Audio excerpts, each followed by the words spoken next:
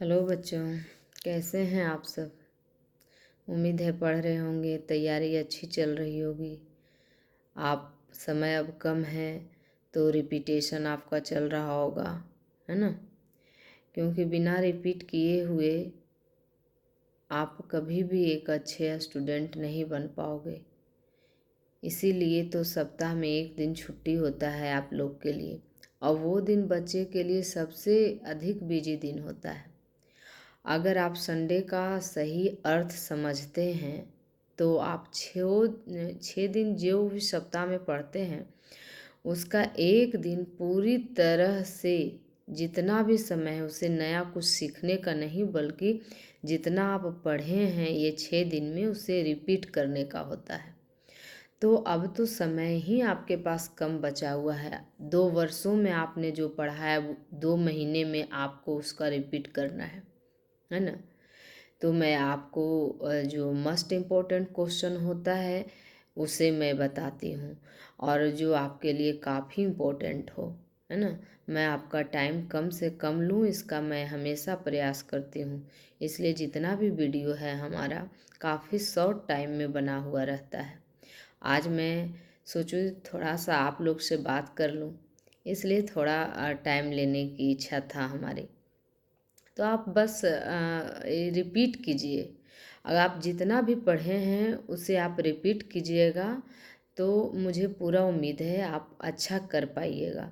लेकिन अगर आप अभी तक नए कुछ आपको लग रहा है कि पढ़ना है तो वो बिना रिपीट किए हुए नहीं, उसके लिए कुछ नए सीखने के लिए कुछ घंटों का समय दे सकते हैं आप। लेकिन अब आप 2 वर्ष में जो पढ़े हैं उसका 2 मंथ में आपको रिपीट करना है। ये बहुत इम्पोर्टेंट है।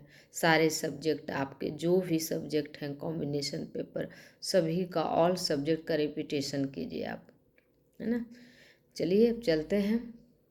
जीवों में जनन जो आपका चैप्टर है उसमें जो कुछ क्वेश्चन आंसर है उसको देखते हैं, इम्पोर्टेंट। तो क्वेश्चन है आपका कि व्याख्या करके बताएं कि अर्धसूची विभाजन तथा युग्मक जनन सदैव अंतर संबंधित होते हैं। देखिए, सबसे पहले ये अर्धसूत्री विभाजन होता किस में है। अर्धसूत्री विभाजन हमेशा लैंगिक जनन जो जीव करते हैं उन्हीं में होता है ना। क्योंकि जो होता है अर्धसूत्री विभाजन क्या होता है, हम जैसे कि जानते हैं कि हमारे शरीर में जो है, मानव शरीर में गुणसूत्रों की संख्या जिसको क्रोमोसोम कहते हैं, तो उसकी संख्या जो है 46 होता है। अगर पेयर यानी जोड़ा पूछा जाए तो 23 होता है। इसमें हम ये जानते हैं कि 22 जो होते हैं एक समान होते हैं, परंतु अंतिम जो जोड़ा 23वां होता है उसे लिंग क्रोमोसोम के नाम से भी जाना जाता है। क्योंकि जेंडर जो होता है मेल और फीमेल वो डिसाइड कौन करता है, अंतिम 23वां जोड़ा जो होता है।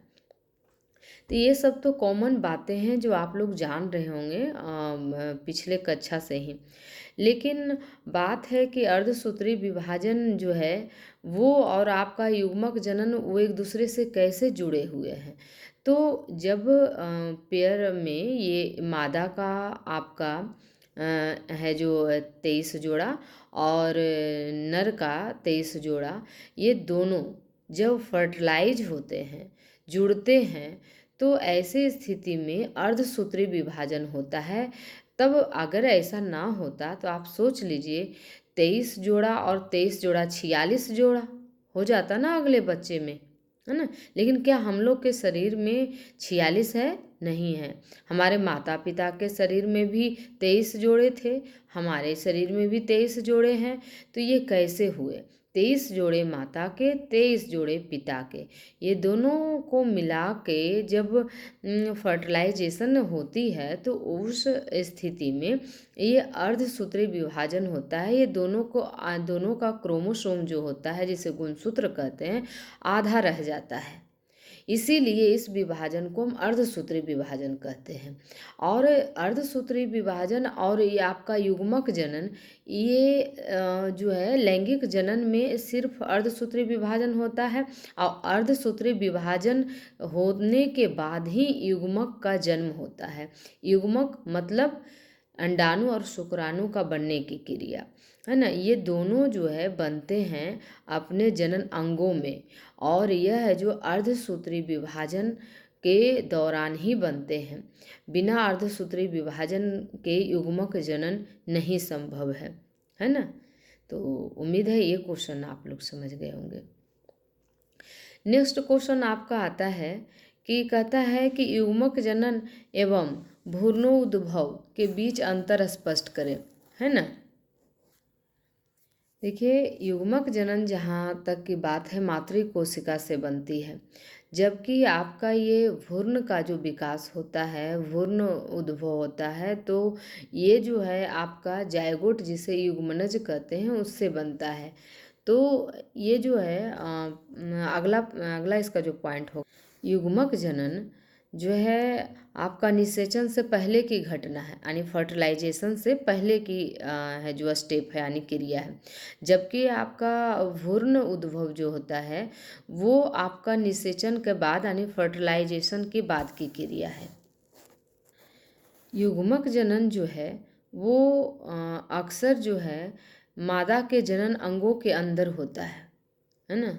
ये युग्मक जनन अर्थात आपका अंडाणु और शुक्राणु, जबकि जो भ्रूणोद्भव है ये जो इसका जो क्रिया होगा ये शरीर के अंदर भी और शरीर के बाहर भी हो सकता है।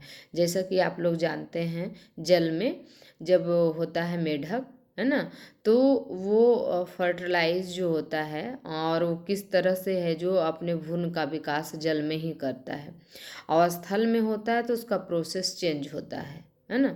तो ये हुआ आपका। उम्मीद है ये दोनों क्वेश्चन आपको समझ में आ गया होगा और ये इम्पोर्टेंट है आपका, है ना। ऐसे बहुत सारे ऑब्जेक्टिव भी निकलते हैं, इसे 1 से 2 बार अगर नहीं समझ में आ रहा हो तो 1 से 2 बार आप इसे सुनेंगे तो समझ में आ जाएगा। ओके।